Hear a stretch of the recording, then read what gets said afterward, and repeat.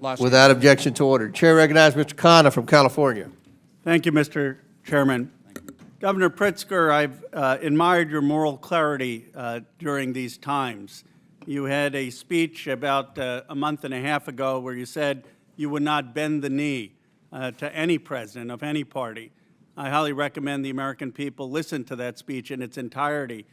Professor Chenoweth has said at Harvard that if 3.5% of a population engage in peaceful protest, that is the single best way to bring change and stand up for constitutional values.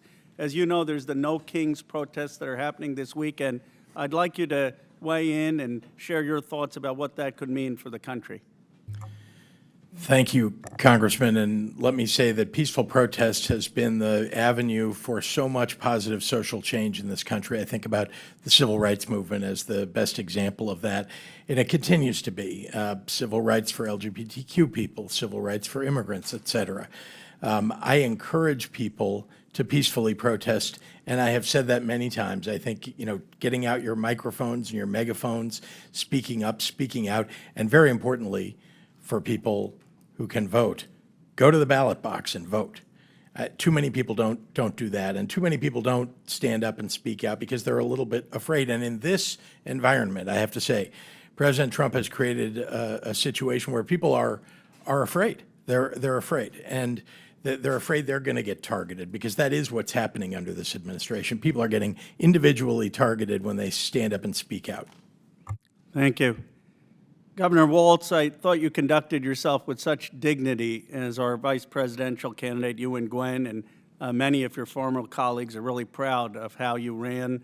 And one of the things even people who voted for President Trump said about you is he's so decent, he's kind, he deals with people with respect. What is happening in this country that we've started to demonize immigrants? When I grew up in Bucks County, Pennsylvania, it was 99% white. I grew up as an Indian American of Hindu faith. I never felt demonized, felt different, made to feel like I didn't belong. Something is going on where we've created a permission structure for that. How do we model the kind of decency that you've exhibited so that we become a cohesive community like this country has always been? Well, Congressman, thank you for the kind words. I think the people of this country expect us to do that. Look, I think we could all agree these horrific situations that happened, that have been highlighted in here, we all hate that, but we also lift up the great success stories. And I will just tell you, Congressman, on Tuesday night at 2 a.m., Minnesota has the most closely divided legislature in the country, 101 to 100. And we passed bipartisan legislation that kept us with a balanced budget, a AAA bond rating. We invested in our schools, we invested in our roads, and we did it with civility. We did it with an eye to the future, and we did it, Republicans and Democrats, with the idea that we are a nation of immigrants, and people simply want to make sure that if the laws are being asked to be followed, people are given due process. So I have to tell you, we have a model. It's our Constitution. We have a model on how to do this, and we've done it before. And I would just encourage all of us to be part of the solution rather than just continue to demonize each other. Thank you, Governor. Governor Hochul, I appreciate your speaking out about the Marines being sent into my state. I was horrified. There's just footage today of Senator Padilla being shoved out. I don't know if people have seen it, but he went to ask Secretary Noem a question, and the police literally grabbed the senator and shoved him out of the room. The Marines, I want to get back to the Marines, though. I mean, the fact is that we have a principle called federalism in this country. No one in Los Angeles asked for the Marines.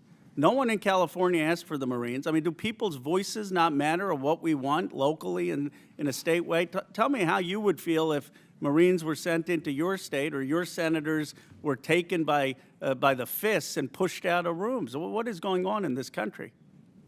Thank you for the question. It's disturbing at so many levels. I mean, I served as a member of the Armed Services Committee when I served in this body years ago. And to think that the Marines are being deployed against fellow citizens, fellow residents, is unprecedented. Now, we have different levels of law enforcement to manage crowds. That's all this is a crowd. When it gets out of control, when it's violent, there must be consequences. And that's what the police are trained to do, whether they're LAPD or what we have in New York is one of the highest trained organization of top law enforcement, people who put their lives on the line every day, who know how to deal with crowds and protests and if they devolve into riots. But to go to the extreme of not just the National Guard, which usurps the governor's authority, the governors are the commanders-in-chief of the National Guards, but to go all the way to the U.S. military as an indication that a mayor and a governor can't handle what's happening in their own streets is overkill at a level that is just unconscionable. And I hope we do not see this in other cities. We need to just calm the situation down, get rid of the criminals, we'll work together every day, and leave law-abiding individuals alone. Thank you. Chair recognizes Mr.